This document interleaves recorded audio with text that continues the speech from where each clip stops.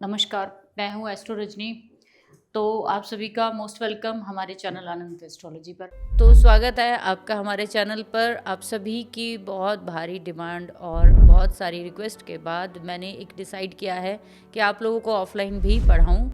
तो पिछले काफ़ी सालों से जो मैंने सीखा है, जो भी आप लोगों के लिए पढ़ा है और अपने लिए भी पढ़ा है, तो वो सभी आपको स्टेप बाय स्टेप सिखाने की कोशिश करूँगी। आप लोग जो भी ऑफलाइन प्रेडिक्टिव एस्ट्रोलॉजी, नव तारा या नक्षत्र के किसी भी कोर्स में इंटरेस्टेड है सीखने में, तो प्लीज़ नीचे डिस्क्रिप्शन में जो हमने लिंक एंड नंबर दिए हैं उस पर कॉन्टैक्ट ज़रूर करें। आपके जीवन में बदलाव लाने की हमेशा मैंने कोशिश की है और रियल एक्चुअल नॉलेज आपको देने की कोशिश की है। और मैं सिर्फ किताबी बात नहीं करती हूँ, हमेशा ऑब्जर्वेशन पे बात करती हूँ, वही आपको सिखाने वाली हूँ। तो आप लोग अगर इंटरेस्टेड है तो प्लीज़ जल्दी से जल्दी कॉन्टैक्ट करें।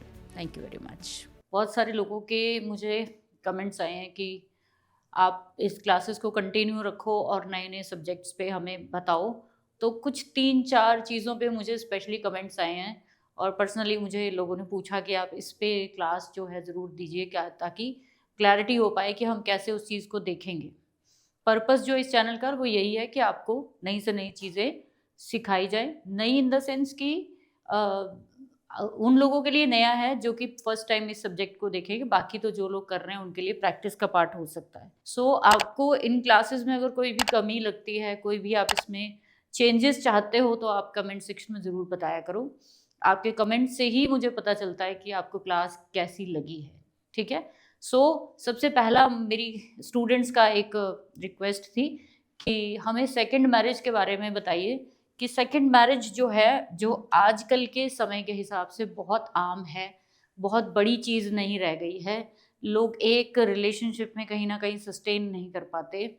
और क्यों स्पेसिफिक अगर हम कहें कि पिछले कुछ सालों में रिलेशनशिप का जो है वो एक तरह से मजाक ही उड़ के रह गया है। कहीं ना कहीं बहुत बहुत ही ज़्यादा उसको अनसेंसिबल वे में हम लोग रिलेशनशिप को लेके जा रहे हैं। तो आज कुछ ऐसे थंब रूल्स जो कि क्लासिक्स के हैं, जो मैंने प्रैक्टिस में पाए हैं रिलेशनशिप टूटने के और दूसरी शादी होने के। तो सबसे पहले आपको ये समझना पड़ेगा कि हमारी जो कुंडली है, जो आप लोग जानते हो कि 12 भाव ही हैं, वही सेम कुंडली हर जगह जो है आपको दिखेगी। लेकिन हर बार इस कुंडली में हम नए तरीके से नई चीज़ को खोजने की कोशिश करते हैं। जैसे आज हम बात कर रहे हैं सेकंड मैरिज की। तो सेकंड मैरिज से पहले, सेकंड मैरिज तक बंदा जो है वो पहुंचा क्यों, पहले तो इस बात पे बात होनी चाहिए कि अगर उसने पहला पड़ाव जो है वो पार किया है, तभी वो सेकंड पे पहुंचा है। कहीं ना कहीं उस व्यक्ति की पहली मैरिज हुई होगी, तभी वो दूसरे पे आया। तो ऐसा तो नहीं है कि सीधा ही सेकंड मैरिज पे चला गया, नहीं। तो हमें क्या देखना पड़ेगा कि पहली मैरिज टूटने की जो वजह है, वही तो सेकंड मैरिज करने की वजह बनेगी। तो अगर आपको ये समझ में आ जाए कि मेरी पहली मैरिज जो है वो सही नहीं चल रही, मेरे रिलेशनशिप कहीं सही नहीं चल रहे, तो उसकी बड़ी वजह क्या रही, अगर वो आप समझ लेते हो, तो आगे जो आप रिलेशन बनाने जा रहे हो उनको आपको समझने में हेल्प होगी। आपके पास जब भी कोई क्लाइंट आता है रिलेशनशिप के लिए, तो आप सबसे पहले क्या करते हैं? आप सबसे पहले कुंडली बनाते हैं, उसका 7th हाउस देखते हैं। अभी जो मैं आपको थंब रूल बता रही हूँ, ये 11 थंब रूल तकरीबन मैंने जो प्रैक्टिस में यूज़ करती हूँ, ज़्यादा से ज़्यादा वो चीज़ें आपको भी बता रही हूँ। इसके अलावा भी बहुत सारे थंब रूल्स हैं, सारा कुछ एक क्लास में कराना मुश्किल है। बट अगर आप इतना 11 भी अप्लाई कर लो, तो मेरे हिसाब से आप समझ जाओगे किसी की शादी टूटी क्यों, अगर टूटने वाली है। हमारा मकसद ये नहीं है कि टूटे हुए को दूसरी शादी की तरफ हम वो करें, नहीं।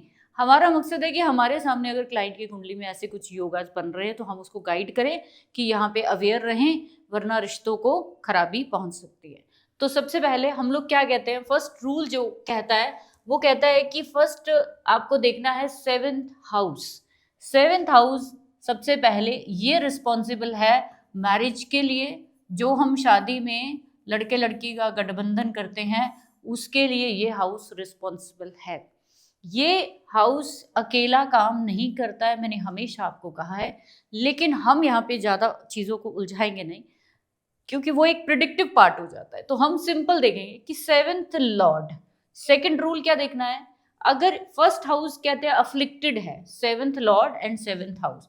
अफ्लिक्टेड का मतलब क्या है कि इसके साथ सबसे बड़ा कारण क्या होगा अफ्लिक्शन का, कि अगर 7th लॉर्ड मान लीजिए वीनस ही है, वीनस जो है वो नैसर्गिक कारका भी है शादी का। जब भी शादी देखी जाती है तो सबसे पहले शुक्र को देखा जाता है, कुंडली में अस्त ना हो, फिर उसके बाद वक्री ना हो, नीच का ना हो। जब ये स्थिति आपको दिखती है किसी के चार्ट में, या शुक्र कहीं भी बैठा है उसकी स्थिति दिखती है, या नैसर्गिक शुक्र 7th का लॉर्ड ही बना हुआ है, तो वो शादी जो है कहीं ना कहीं स्ट्रगल वाली रहती है। ठीक है, सबसे पहले तो ये देखना है। दूसरी चीज, 7th हाउस में खुद यहाँ पे, ये तो 7th लॉर्ड की बात हो गई कि वो वक्री है, कंबस्ट है, नीच का है, शत्रुओं से घिरा हुआ है, तो मतलब 7th लॉर्ड तो मारा गया, यहाँ पे डेड है। ये जो शादी, ये जो बंधन हम बांधने जा रहे हैं, ये ज्यादा देर चलेगा नहीं। अगर मान लीजिए 7th हाउस में most malefic planet Rahu, Ketu या मंगल या सूर्य, मैं इन चारों को शादी तोड़ने के लिए सबसे बड़े रिस्पॉन्सिबल प्लैनेट मानती हूँ। उसका कारण ये है कि राहु केतु जो है वो आपकी पास्ट के साथ जुड़ी, यानी कि पिछले जन्म का कोई बड़ा लेना देना होता है जो राहु केतु आपके 1-7 एक्सिस में आते हैं। मंगल शादी नहीं चलने देता, सूर्य शादी नहीं चलने देता। उसके कारण ये है कि दोनों एग्रेसिव और अग्नि तत्व के प्लैनेट हैं, और ये जो घर है ना, ये बहुत ठंडा घर है, यानी कि ये घर जो है वो बहुत सहनशील वाला घर है। ये घर जो है वो घर है जो आपकी जिंदगी में बहुत सारे सुख, आराम, सब कुछ लाता है। जैसे आप जब मैरिज करते हो तो आपका पार्टनर कहीं ना कहीं आपको क्या करता है, कंप्लीट करता है। मैं हमेशा बोलती हूँ ये फर्स्ट हाउस है उसका, या किसी का भी 7th हाउस, फर्स्ट का पूरा करने वाला जो है वो 7th हाउस है, सेकंड को पूरा करने वाला 8th हाउस है, थर्ड को पूरा करने वाला 9th हाउस है। हमेशा इस चीज का ध्यान रखिए कि अगर पहले हाउस में भी कोई अफ्लिक्शन होती है, या वहां से कोई आपके 7th हाउस में अफ्लिक्शन जा रही है, तो आप शादी टूटने की वजह बनोगे। लेकिन अगर 7th हाउस में प्रॉब्लम है तो आपके पार्टनर की वजह से शादी टूटेगी। दोनों में डिफरेंस समझना है। बहुत सारे लोग कहेंगे तो यहाँ पे बैठे हुए प्लैनेट भी तो लगन को देखेंगे। बिल्कुल देखेंगे, देखने में और करने में बहुत डिफरेंस है। कोई ज़रूरी नहीं है कि मैं आपको देख रही हूँ तो मैं आप तक पहुँच ही पा रही हूँ, कोई ज़रूरी नहीं है ना। तो एस्पेक्ट में और खुद वहाँ प्लैनेट बैठे में काफ़ी फर्क होता है। तो 7th हाउस का अफ्लिक्शन, शुक्र का अफ्लिक्शन आपके मैरिज को तोड़ सकता है। अब दूसरी चीज, जो ये 2nd हाउस होता है, ये जो 2nd हाउस है हमारा, ये 2nd हाउस जो है ना, ये पड़ता है हमारे 7th हाउस से 8th। क्या पड़ता है? 8th, यानी कि आपकी फैमिली। ठीक है, आपके स्पाउस का ससुराल, क्या बोलते हैं हम लोग, आपके ससुराल की फैमिली है। कैसे कि ये 7th हाउस है आपका पार्टनर, वहां से अष्टम आपका ससुराल 2nd हाउस। जब भी मैंने लिखा है कि जब भी 2nd हाउस ज्यादा स्ट्रॉन्ग हो जाएगा, यहाँ पे कोई प्लैनेट नहीं है, मान लीजिए 7th हाउस में खाली है, लेकिन यहाँ पे अब 4 प्लैनेट बैठ गए हैं, मार्स है, केतु है, सन है, राहु है। अब यहाँ पे जो शादी टूटेगी वो ससुराल की वजह से टूटेगी, यानी कि ये जो स्पाउस है उसकी अपने आपकी फैमिली के साथ नहीं बन रही, क्योंकि ये 2nd हाउस आपकी फैमिली है। क्या है? आपकी फैमिली है। ये आपके पार्टनर की क्या है? ससुराल है। आपका ससुराल कौन सा है? ये पार्टनर की फैमिली। इस बात को ध्यान से समझना। ये दूसरी वजह हो गई। तीसरी चीज हम देखते हैं कि जब हमारे 7th हाउस के साथ या हमारे 2nd हाउस के साथ ये 2 घर हमारी शादी जोड़ने के लिए, आगे चलाने के लिए बहुत इंपॉर्टेंट है। आपकी फैमिली आपको सलाह देती है, जैसी आप वैसी अपनी लाइफ चलाओगे, आपके लिए वो इंपॉर्टेंट है। आप अपनी फैमिली के अकॉर्डिंग चलोगे, वो अपनी फैमिली के अकॉर्डिंग चलेंगे। ठीक है, अगर आपके कहीं पे भी 7th लॉर्ड यहाँ पे इसके साथ, 6 के साथ, 8 के साथ, 12 के साथ कनेक्ट हो गया, तो भी ये शादी ज्यादा देर नहीं चलेगी। उसका रीजन, जैसे मैंने एक रूल बताया कि हर हर भाव से 12वां भाव लॉस कराता है।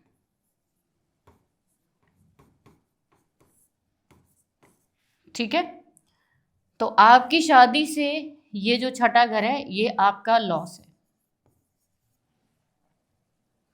8th हाउस क्या होता है? षड्यंत्र है। 8th हाउस आपके ससुराल का भी है, आपके स्पाउस की फैमिली का भी है।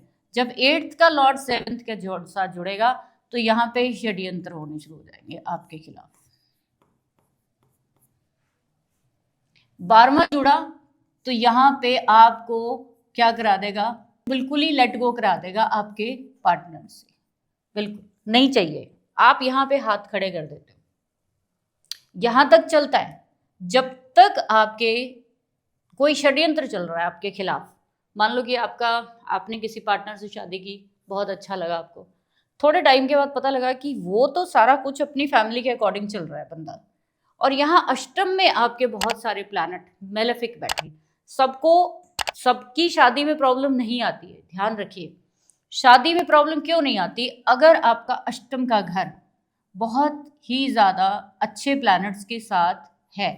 अच्छे प्लैनेट मतलब जैसे सन मरकरी हो गया, ठीक है, गुरु हो गया, शुक्र हो गया, तो बिल्कुल भी आपके जीवन में कोई परेशानी नहीं आने वाली, क्योंकि ये सारे प्लैनेट आपकी ज़िंदगी में सुविधा ही लाएंगे, कोई ऐसी चीज़ नहीं लाएंगे।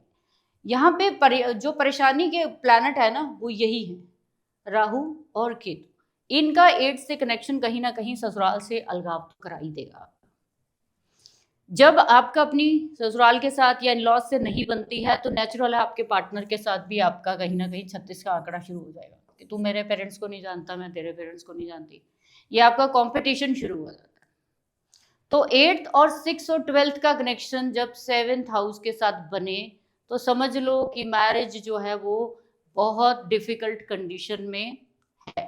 इस चीज को हमेशा ध्यान रखना। अब तीसरी चीज बहुत इंपॉर्टेंट समझाने जा रही हूँ। हर भाव से तीसरा भाव, ये आपकी जिसको हम बोलते हैं कि प्रकर्म का भाव होता है, लेकिन है ये 9th हाउस क्या है? भाग्य का है, लेकिन ये 7वें घर से तीसरा पड़ता है। प्रकर्म, शादी निभाने के लिए कितनी हिम्मत करोगे, कितना आप बल लगाओगे कि चले मैं इसको तोड़ना नहीं चाहता। जब आपके 9th हाउस में अच्छे प्लैनेट होते हैं, गुरु जैसे, सूर्य जैसे, या कोई भी XYZ, जो भी 9th में राहु केतु को छोड़कर आप बाकी सारे प्लैनेट्स को देखोगे, शादी नहीं तोड़ने देते। ये आपको शादी निभाने की ही कोशिश करेंगे। ठीक है, नेक्स्ट आपका ये जो हाउस है, असल में यही हाउस हमारी सेकंड मैरिज के लिए सबसे बड़ा जो है वो रीजन बनेगा। जो आपकी दूसरी शादी है वो 9th हाउस से देखी जाती है। वजह क्या बनेगी?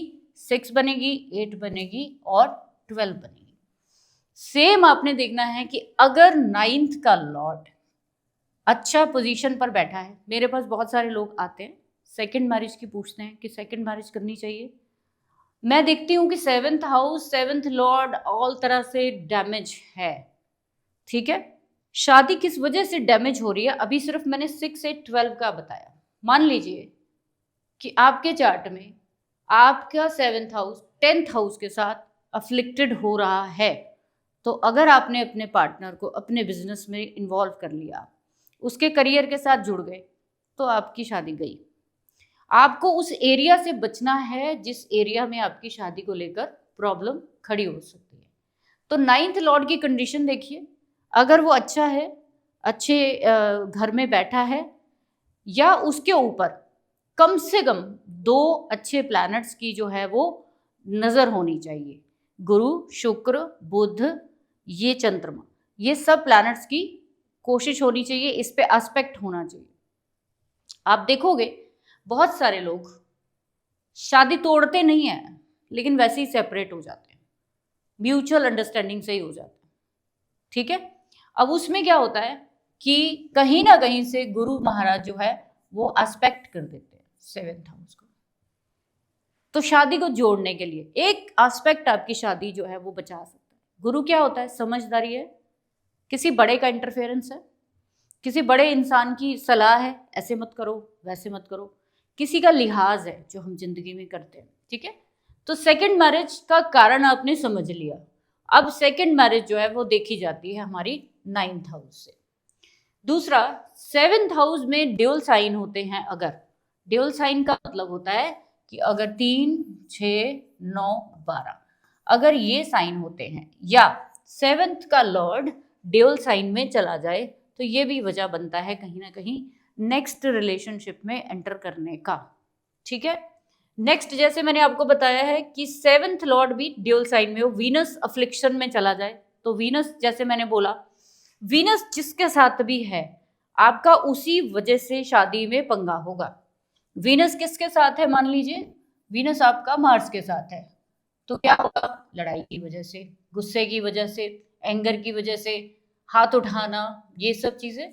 वीनस सन है तो ईगो की वजह से। अब आप देख लो वीनस किसके साथ है, वो वजह बनेगी प्रॉब्लम शादी तोड़ने की। एक और इम्पॉर्टेंट चीज जिसको मैंने यहाँ पे मेंशन किया है, दैट इज दारा कारक।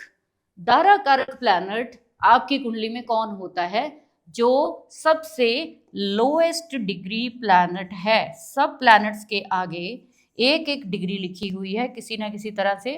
आप सारे प्लैनेट्स में देखिए, जो सबसे कम डिग्री का प्लैनेट होगा वो आपके पार्टनर के बारे में सीधी सीधी चीजें बताता है। अगर ये लोएस्ट डिग्री प्लैनेट 6, 8, 12 में है या अफ्लिक्टेड है बहुत ज्यादा, तो फिर ये शादी नहीं चलेगी, आपको सेकंड मैरिज की तरफ जाना ही पड़ेगा। उसके बाद 12th लॉर्ड अफ्लिक्टेड बहुत ज्यादा, अगर मान लो कि 6, 8 के साथ कनेक्शन बन गया, 12th के साथ नहीं बन रहा। 12th लॉर्ड जो है वो बहुत अच्छा है, स्वराशि का है, अच्छा है, अच्छे प्लैनेट्स का एस्पेक्ट आ गया 12th लॉर्ड। 12th लॉर्ड क्या होता है? मैंने कहा सबसे बड़ा लॉस, जब किसी चीज को आप छोड़ना शुरू कर देते हो, मेरे को नहीं चाहिए। जब 12th आपका लॉर्ड कहीं पे अच्छा है तो आप इस यहाँ पे सुख भोग लेते हो। ये सुख भोगने का सबसे बड़ा स्थान है, इसीलिए इसको हम शैया सुख बोलते हैं। क्या बोलते हैं? शैया, यानी कि बेडरूम लाइफ का सुख बोलते हैं 12th हाउस को। तो अगर किसी इंसान की मैरिटल लाइफ में ये हाउस सबसे इंपॉर्टेंट हाउस है, लड़ाई झगड़े जितने मर्जी होते रहे एक हस्बैंड वाइफ में या एक पार्टनर में, लेकिन जब वो लोग बेडरूम में जाके वहाँ उनका कोई भी कॉन्फ्लिक्ट नहीं रहता, अगर उनका कहीं ना कहीं बेडरूम लाइफ सेटल है, तो मेरे ख्याल से वो शादी कभी नहीं टूट सकती। इसीलिए जो आपका शादी टूटने में या दूसरी शादी करने में सबसे बड़ी रिस्पॉन्सिबिलिटी निभाएगा 12th। तो इसका कनेक्शन तो किसी भी हालत में आपका नहीं होना चाहिए। इसका अफ्लिक्टेड होना मतलब कि आपकी जिंदगी में आपको सब जगह पे अच्छा लगेगा जाके, सिर्फ अपने बेडरूम में जाके अच्छा नहीं लगेगा। ये सबसे बड़ी वजह बनती है, ठीक है। आगे चलते हैं। 11th हाउस का साथ ना मिलना। 7th हाउस उलझा हुआ है किसके साथ? लोएस्ट डिग्री प्लैनेट उलझा हुआ है दारा कारक किसके साथ? सारे मेलेफिक हाउसेस के साथ, 3 के साथ, 2 के साथ, 6 के साथ, 8 के साथ। लेकिन कहीं ना कहीं वो इस हाउस के साथ नहीं जुड़ा। जब आपका 7th हाउस, 7th का लॉर्ड 11th हाउस से जुड़ता है तो आपकी शादी जरूर चलती है, ये डेफिनेट है। अगर किसी को अपनी पहली शादी से सुख नहीं मिला, उसका सबसे बड़ा रीजन कि कहीं ना कहीं विश फुलफिलमेंट का हाउस वो आपके 7th लॉर्ड के साथ नहीं जुड़ा है, ठीक है। इसके बाद नेक्स्ट रूल हम अप्लाई करेंगे, आरूढ़ लगना। ये बहुत इंपॉर्टेंट है। जैसे हम लोग कहते हैं कि एक इमेज तो वो है जो हमें लोग देख रहे हैं बाय फेस, जो मैं लोगों को एक्चुअल में, जैसे मेरा नाम रजनी है, सब लोग जानते हैं, ये मैं बता रही हूँ, ठीक है, मेरी तरफ से, मैं एस्ट्रो रजनी। बट एक्चुअल में आप मुझे किस नजर से देखते हो, ये आरूढ़ लगना बताते। आरूढ़ लगना 7th हाउस का आरूढ़ लगना, ये कैसे काउंट करते हैं हम? सिंपल सा उसका है कि 7th हाउस का लॉर्ड जिस भी हाउस में बैठा है, मान लीजिए कि वो बैठा है अपने से चौथे घर में जाकर, यहाँ पे 7th का लॉर्ड वीनस यहाँ बैठ गया, अपने से कितने घर आगे बैठा है? 1, 2, 3, 4। अब ये तो आप कह रहे हो कि मेरी शादी बहुत अच्छी चल रही है, लेकिन एक्चुअल में वो शादी अच्छी चल रही है? वो कैसे देखेंगे? वहाँ से जितने घर वो बैठा है आगे जाके उतने ही घर आपको आगे, यानी कि 1 2 3 4, ये क्या हो गया? आपके साथ आपकी जो 7th हाउस का आरूढ़ लगना है वो बन गया आपका लगन। तो एक्चुअल में आप कहीं ना कहीं उस चीज़ को खुद रिप्रेजेंट कर रहे हो, आप उस चीज़ को खुद, जो सामने वाला पर्सन समझ रहा है कि ये शादी नहीं चल रही आपकी वजह से। ठीक है, आरूढ़ लगना का बहुत बड़ा कॉन्सेप्ट है, सिर्फ एक छोटा सा मैंने हिंट दिया आपको, आप इसमें लगा सकते हो, नहीं दिल करता तो मत लगाओ। सेकेंड मैरिज रिस्पॉन्सिबिलिटी, सेम जैसे हमने 7th हाउस के रूल लगाए हैं, सेम टू सेम आपने 9th हाउस के लिए लगाए हैं कि सेकेंड मैरिज सक्सेसफुल होगी। क्वेश्चन ये भी तो आएगा ना, सेम जो रूल मैंने ये 10-11 आपके लगाए हैं, सेम आपने 9th हाउस को लगन बनाकर इसको लिख लेना है, ये मेरी सेकेंड मैरिज है। अब इसके विद रिस्पेक्ट आप सारे रूल लगा के देखिए कि अगर आपको अफ्लिक्शन नहीं दिखती तो सेकेंड मैरिज सक्सेसफुल हो जाएगी। अगर फिर से आपको वही कहानी रिपीट दिख रही है तो वो भी आपकी सक्सेसफुल नहीं रहेगी। तो ये छोटा सा एक कॉन्सेप्ट सेकेंड मैरिज पे था, जो बहुत सारे लोगों का कंफ्यूजन रहती है कि किससे देखें, कैसे देखें। शादी चलाने के लिए सबसे स्पेसिफिक भाव दूसरा, 7वां और 11वां भाव होता है, ये शादी चलाने के लिए। तो अगर आपके चार्ट में किसी भी तरह से इन भावों में दिक्कत आ गई तो फिर कभी आपकी लाइफ में ये रिलेशनशिप जो है, जो आप उनसे एक्सपेक्ट कर रहे हो, वो नहीं मिलेगा। सो इसको आप अपने अपने जो भी आपके नियर बाय जिनके भी लाइफ में रिलेशनशिप में दिक्कतें आई हैं या आ रही हैं, उनको आप देखिए, उनके चार्ट में इसको अप्लाई करिए। और इसमें जो सबसे बड़ी, अगर हम रेमेडीज़ की बात करें तो रेमेडीज़ इसमें प्रैक्टिकल ही रहेंगी कि आपको अगर लग रहा है कि ईगो की वजह से है तो ईगो को नीचे लाइए। अगर आपको लग रहा है कि आप पार्टनर के लिए बहुत पोजेसिव हो, बहुत क्रिटिसाइज उसको कर रहे हो, यहाँ वीनस जो होता है वो माँ लक्ष्मी को रिप्रेजेंट करते हैं। जैसे आप माँ लक्ष्मी के आगे सर नवाते हो ना जाके, चाहे लड़का हो चाहे लड़की, उसको अपने पार्टनर की फुल रिस्पेक्ट जो है वो करनी पड़ेगी। वीनस कुछ भी नहीं मांगता है, वीनस जो है वो बहुत ही पोलाइट, बहुत हम्बल, बहुत ही लव, अफेक्शन और लग्जरी का प्लैनेट है, इसको यही चाहिए। तो रिलेशनशिप में यही चीज़ें नहीं मिलती तो फिर वो टूट जाती है। सो आई होप सो आपको समझ में आया होगा, इसको अप्लाई करिए और नीचे कमेंट सेक्शन में ज़रूर बताना कि कुछ समझ में आया आपको, इसका जो भी लॉजिक है उसको लगा के मुझे ज़रूर बताइए। Thank you very much.